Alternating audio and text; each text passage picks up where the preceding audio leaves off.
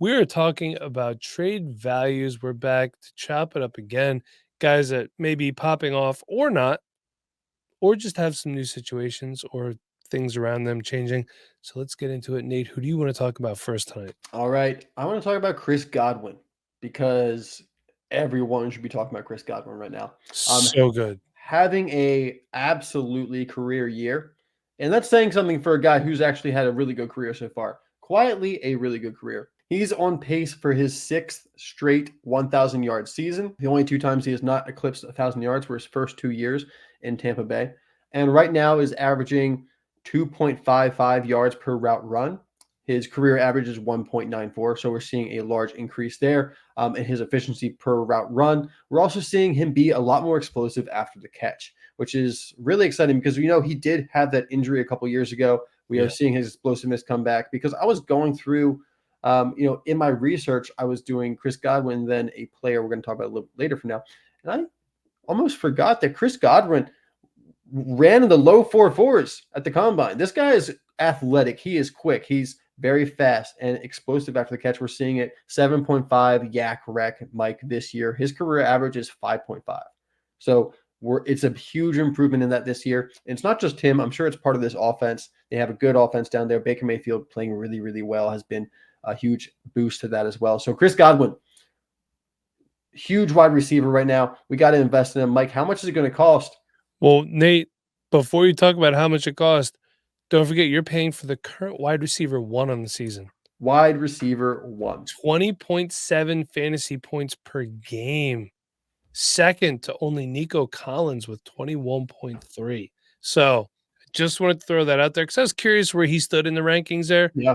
So there you have it. It's going to cost you a first-round pick, Mike. I don't know, maybe 2 seconds, but it's probably going to cost you a first-round pick. Are you willing to move a first-round pick for Chris Godwin? If he's the missing piece yet, and I don't think 2 seconds is going to do it. I think people are coming around. I think you got to have that one in front there. Yeah, he is 28 years old, so there might be someone who's rebuilding. He will take 2 seconds, but I do think it's going to cost a first in most situations. All right, how about a young wide receiver, JSN? JSN or Chris Godwin? I want Chris Godwin. Of course. And that's not anything against JSN. I think this guy's the limit for JSN. He's going to have a great career. But if I'm on a team that has playoff aspirations or I think is going to push for a championship, right now, Chris Godwin is the guy to have. And you still have at least another 4 to 5 to 6 years of relevancy with Chris Godwin. Yeah. It depends. DeAndre Hopkins still fantasy relevant when he gets a quarterback. I think we get probably 4 more years for Chris Godwin. That puts him at 32, and then we get to that cliff where who knows what's going to happen. Right. But 4 years, that's a lifetime in Dynasty, it feels like. It really is. So I agree with you there, Mike. And then how about this one? The guy who scored a couple touchdowns this past Sunday, Romeo Doubs in a second, or Chris Godwin? Yeah, goodbye, Romeo. It's been real. Thank you for everything you did for my fantasy teams, Green Bay Packers, and the University of Nevada. But I'm going to go ahead and get Chris Godwin. All right. I'm going to agree with you here, Mike. So what it seems is Chris Godwin's a buy for sure. Nate, there's a running back I want to talk about, your favorite position. And the reason I want to talk about him is because of the things that are out of his control. That's Detroit Lions running back Jahmyr Gibbs. My thought here is that some people may be skeptical about him long-term because David Montgomery got re-signed. However, this is a guy who is efficient in his role, much like Devon Achane. This is something that, Nate, you and I talked about extensively. We think them not having to lead the charge is going to allow them to be efficient. 12 carries, 63 yards, no touchdowns in the last game. Look, David Montgomery's a good running back. And the Detroit Lions are trying to build a contending team. I got to be honest with you. I think they're pretty damn close to it. All the people that laughed about them trading for Jared Goff, they knew what they were doing. I still think Sam Laporta is going to come back to where we want him to be. Good for you, Jameson Williams. Although I think I hate about Jameson Williams, he's taking away from Amon-Ra St. Brown and Sam Laporta, so stop it. But the Lions have a good team, and, here's the thing. If you have one running back in the NFL, you have none. You know how they say if you have 2 quarterbacks, you have none? Mm-hmm. I've heard that one before. I have. You need depth, just like in fantasy football. What's it cost to get Jahmyr Gibbs? Maybe someone's out there panicking because of the Montgomery re-signing. Jordan Love in a 25 third. Nope. I'm keeping Jordan Love, man. Yeah, I'm not doing that. Top 10 Dynasty asset. And look, I'm a huge huge Jahmyr Gibbs fan. I do have him in one league, and no, I will not trade him to anyone. Sorry. But I want the top 5 potential quarterback. Roma Dunze and a 25 first. I am considerate of the Roma Dunze and a 25 first if you need a running back. As much as I love Roma Dunze, you paid a first from, so this is, you're paying 2 firsts for Jahmyr Gibbs. You'd be pretty happy with that. I would be more inclined if I could get a little something back on the Jahmyr Gibbs side, even if it was a 4th. I mean, Jahmyr Gibbs is still the RB 13 on the season, averaging 16.6 points per game. Yeah, I just hate giving 2 really, really high value assets. But if that's what it takes to get it done, and I think Jahmyr Gibbs is a really good buy for a contending team too, because he's extremely efficient. Like you said, he's still a high value running back here, and you're going to have him for a while. Last one, Dalton Kincaid, a 25 first and a 25 third. This is definitely not a tight end premium league. Feels like an overpay, but Dalton Kincaid hasn't exactly been what we thought he was going to be so far this season. Nate, what are your thoughts on this one? I'm going to have to buy Jahmyr Gibbs here again. I love Dalton Kincaid. I have plenty of Kincaid across my rosters. But yeah, the production has not been there, and they just traded for Mari Cooper, who honestly doesn't take a lot away from Kincaid, maybe even helps him because put some coverage somewhere else. That hurts Keon Coleman more, in my opinion. Yeah, I agree, because Khalil Shakir basically plays a slot, which Amari Cooper's going to play more outside. So it does hurt Keon/Mac Hollins. All right, I got a guy who's doing a lot right now, and that is Zay Flowers, wide receiver for the Baltimore Ravens. Currently on the season, 33 receptions for 401 yards and 1 touchdown. I love him. Wide receiver 18 on the season, averaging 13.7 points per game. Had 9 catches for 132 yards against the Commanders this past Sunday, Mike. And the Ravens offense is humming, and there is a good balance of passing and running. And it's like something I haven't seen the Ravens do in a while, where this offense has found, its conductor between Lamar in the passing game, Derrick Henry in the running game, Zay's being used, Rashad Bateman's being used, Mark Andrews even had an appearance this past week. But Zay Flowers is absolutely the wide receiver 1 on this offense. And with Mark Andrews not being Mark Andrews, Zay Flowers is the number 1 target on this offense. He had over 100 yards by halftime, actually set the Ravens franchise record for most receiving yards in the first half. So this guy has now 2 consecutive games with over 100 yards. He is Lamar's number 1. He is so explosive after the catch. I want him. He's going to be a little expensive because people are catching on. He had over 1,000 yards his rookie year. This isn't just some gimmicky wide receiver. This is the real deal. And right now, like I said, not cheap, but not too expensive. Mike, are we feeling Zay Flowers or Rashee Rice? Well, since I made the trade, I'll take Zay Flowers. There you go. Yeah, I did. Rice isn't doing much for your fantasy team right now, is he? No, he's not. And that's a league. You and I are in that league. We discussed the trade. And I wanted to talk to you because you're a Ravens fan. You're a Zay Flowers guy. And I thought about it. I'm like, I'm moving Rashee Rice. I have a decent team in that league, and I want to win. Yep. So go for it for me. All right. Same. I would also move Rashee Rice for Zay Flowers in a competitive league. In rebuild, maybe I'll keep Rice. Yeah. See what else I got. Right. Another trade here. Tank Bigsby and a first-round pick for Zay Flowers. So it's basically a first-round pick for Zay Flowers. I do not know what's going on in Jacksonville. I did the pod I did with Zach last night that I recorded, although when this comes out, that would be 2 nights ago. Press Taylor is calling the plays in Jacksonville. I want to remind everybody that Press Taylor is part of the reason Doug Peterson got fired by the Eagles. Jeff Lurie and Howie Roseman wanted him to fire Press Taylor because he's terrible. And he said, no, Press Taylor is staying. And they're like, well, guess what? You guys are Thelma and Louise. You're doing it somewhere else. I don't know what's going on with the running back situation down there. Ernest Johnson looks good sometimes. Give me Zay Flowers. I think it's fair. Absolutely agree. As much of a Tank Bigsby fan as I am, give me Zay Flowers. Yeah. And then Mike here, I was just talking about this guy in comparison to Zay Flowers. How about Tyreek Hill for Zay Flowers in a second-round pick? Again, I'm going the Zay Flowers side, and I like Tyreek Hill. Hopefully Tua gets back soon. And Tyreek Hill can start to flourish again. But I'm going to get a little bit younger. I'm going to get a second-round pick on top of it. I'm going to go ahead and make that trade. Nice. Me too. Drake London, Atlanta Falcons wide receiver Drake London versus Carolina. 6 catches, 74 yards, and a touchdown. They're the worst defense in the league. Yeah, but he still went out there and did it. And let's not forget, Kirk Cousins did not look good to start that game. So the fact that Drake London finished with that stat line, we'll take it. 32 catches, 354 yards, and 3 touchdowns on the season.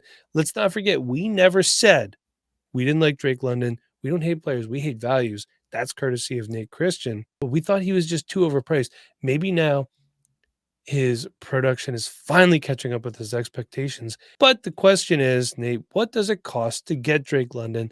Let's see if we're finally starting to get some parity there. Here's some trades I found. Amon-Ra St. Brown for Drake London and Brian Thomas Jr. This one's really easy for me.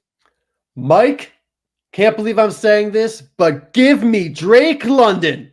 Yes, me too. And you're going to give me Brian Thomas Jr. on top of it? Absolutely. I'm making the trade for Brian Thomas Jr. Drake London's the icing on the cake for me, man. I love it. How about this one? For Drake London, you would pay Chris Olave and a 25 second. This one's hard because we still love Chris Olave, but it's not happening right now. We do. This one feels very fair. Very fair, I would say. Drake London, though, I was looking at the stats. Mike, I don't know if your stats for the season included this past week. So he is up to 4 touchdowns, 428 yards, and 38 receptions. And thank you for checking that for me. 54 targets, Mike, which is actually currently 5th in the league. Nice. Targets. He's also wide receiver 5 on the season at the moment. So I'm going to have to say, give me Drake London. I hate to say it, but I'm on the same page. And this is a tough one here. All right. Straight up trade. We're crossing positions. Breece Hall for Drake London. Mike, give me Breece Hall. I don't know what to do here because we always say build around wide receivers. If Braylon Allen wasn't there and looking decent, hasn't looked so good the last 2 weeks when I've needed him to come off my bench and give me something. Of course, he looks great when he's on my taxi squad. There's a lot of questions surrounding. You know what the easy answer? Oh, team dependent. If you need a wide receiver or running back. No, I'm going to give you the answer that I mean, and that's Drake London. There's a lot less questions around the Atlanta Falcons right now than there is the New York Jets. So give me Drake London. All right, look at that. We are very pro Drake London on this show. Yeah, so get off my case, YouTube comment. All right, Nate, who do you have for me next? All right. Well, we have to talk about this guy. He just got moved, so we need to talk about the new situation. What are we doing with Davante Adams reuniting with his quarterback, Aaron Rodgers, in New York? Currently the wide receiver 19 in points per game. He has missed a couple games with his hamstring injury, which I'm sure will be perfectly healthy now that he's in New York on the other side of the country. Healthy. It's like, oh, East Coast hamstrings feel good. West Coast hamstrings do not. All right. So like I said, wide receiver 19 in points per game with 15 points per game. In 3 games with the Raiders, he saw 27 targets. He's still a target hog. And I know Garrett Wilson's in New York. I know Allen Lazard's in New York, who's been a great wide receiver so far this year. I started him this past week, and that worked out really well. But come on, Davante Adams he's going to be the wide receiver 1. They're not bringing him there to be anything but the wide receiver 1. They're going to be moving on from Mike Williams. You got Davante Adams, who do have target competition, of course, there still with Garrett Wilson and Allen Lazard. So what are we doing with Davante Adams? Mike, I'm still trying to get a read on it myself. Yeah. Let's look at the values here. Saw trade DeAndre Swift for Davante Adams. I'm going to take DeAndre Swift. I know this may sound weird, but the scarcity at the running back position, I'll take the guy who's had over 115 scrimmage yards in each of the last 3 games. Chicago Bears playing some good ball right now. Give me DeAndre Swift because you need running backs. Yep, I completely agree here. I think this is one of those great opportunities where you have the sell window of a player to go get a player that's going to really help your team. DeAndre Swift, I would love to move Davante Adams for at the moment. Here's another trade for you, Mike. Davante Adams or Colby Parkinson and 2/3. Colby Parkinson's playing some pretty good ball. I've had to start him a number of times this season, and I have not disappointed. That being said, Tyler Higbee will be back at some point. I don't think Tyler Higbee is going to be relevant, but him on the field means that might make Colby Parkinson irrelevant. Give me Davante Adams. I'm also going to say give me Davante Adams here. It doesn't feel like I'm paying 3 assets, which I don't love 3-for-1 trades, but 2/3 in Parkinson. I'm essentially trading like 3/3 for Davante Adams. If I'm a competitive team, I'm more than happy to do that. So I can put this guy in my lineup and go after that championship. Think about it this way. You're paying 2/3 in a waiver wire edition. That's true. Yeah. For Davante Adams. And this is why playing the waiver wire, I always say this, play the waiver wire in Dynasty too, because you can make trades like this. All my Colby Parkinson that I have across my rosters, I picked up in July for free. Exactly. All right, one last here for you. A second-round pick and a third-round pick for Davante Adams. Sorry, he just got traded, Mike. We're not going to trade him. We're not going to take just a second. You got to throw the third in there too. But we'll give you 5 fab back maybe. It's essentially the Colby Parkinson trade again. It is. So I'll take Davante Adams on that as well. All right. I think for me, there's a bit more pause here because of the second-round pick. I have to really believe, there's going to be a late second-round pick, which, if you're going after Davante Adams, it most likely is. If this is like the missing piece for you to shore up your lineup, I'm okay with this. If you don't need Davante Adams and you're just trying to add to your team, I think you're probably better off keeping the second-round pick and the third-round pick and maybe going after someone different with your second-round pick, maybe a little bit younger. Nate, let's talk a tight end here. That is San Francisco 49ers tight end George Kittle. He's been one of the best scoring tight ends on the season. For Seattle, 5 catches, 58 yards, 2 touchdowns. Nice. 28 and 1, just so you know. What's that? He's the tight end 1. He's tight end 1 now? Okay, yeah. Look at that. Even gooder. 28 catches, 283 yards, 5 touchdowns on the season. Debo, Brandon Ayuk, they've been a little spotty, not as consistent as we wanted them to be. CMC eyeing a November return, I believe. That's still questionable. We don't know. But what does it cost to get the tight end 1? These are trades that happened, and I can't believe that some of these actually happened. A second and a third. Yes. What I actually have George Kittle. That trade was made 2 days ago, by the way. So it's really interesting that you brought George Kittle up because it was someone that I've actually been in discussions with someone in one of my leagues that I consider like a home league. This guy's been trying to get George Kittle off of me for about 6 months probably now, basically the entire offseason and through the first couple of weeks of the season.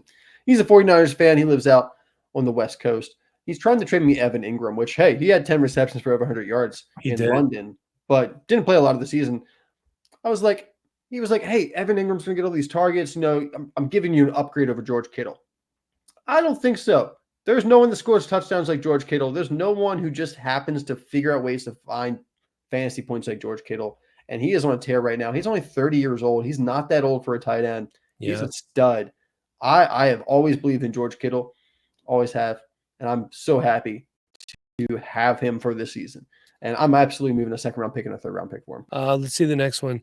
David Njoku and James Conner for George Kittle and a 26 second. I feel like this one's pretty easy. This one's pretty easy as well. George Kittle and a 26 second. Yeah, I agree as well. And then a straight-up trade. Kyle Pitts for George Kittle. If you're rebuilding, I'm sure go for Kyle Pitts. But otherwise, if you have any kind of contending aspects, George Kittle. Kyle Pitts also still a tight end 1. He's tight end 9 on the season, so not the tight end 1, but a tight end 1. But I still want George Kittle there. Contending, Kyle Pitts, rebuilding. So. Here's the funny thing, Mike. So, like you said, Kyle Pitts is the tight end 9 on the season. George Kittle is the tight end 1 on the season. But do you know what the difference is in points per game between the two of them?